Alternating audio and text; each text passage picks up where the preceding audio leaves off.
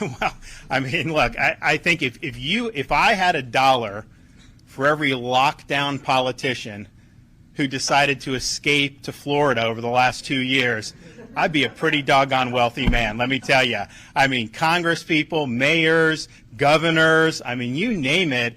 And it's interesting, though, the reception that, that some of these folks will get in Florida, because I think a lot of Floridians say, wait a minute, you're bashing us because we're not doing your draconian policies, and yet we're the first place you want to flee to basically to be able to enjoy life. And so I'm not surprised to see that continue to happen. I could tell you, I mean, there are probably about a half dozen governors who had restrictions on their people and then were spotted at various points in Florida. Some of it's been public, some of it's not been public, but people tell me these things, and so these things are spotted, and so that's just the reality that we're dealing with. I think I'm happy, though, that Florida is a place where people know they can come and they can live like normal people. They can make their own decisions. Fauci, again, he's railing against the restaurants.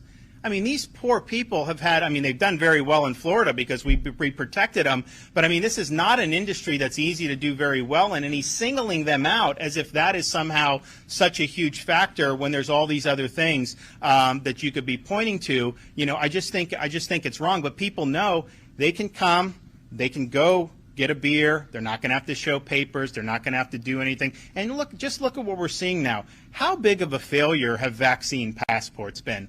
Okay, if vaccine passports succeeded, you would not see a lot of the stuff that you're seeing in a lot of states that implemented them. And so all it served to do was discriminate against people based on an individual choice, create a two-tiered society. And yes, they are moving, like I said a couple months ago, they are moving to update that to say, in some parts, they're going to say you need a third shot to be able to do. So those policies have not worked, and I think ultimately, look, people vote with their feet. I always say I'm so happy with our Floridians.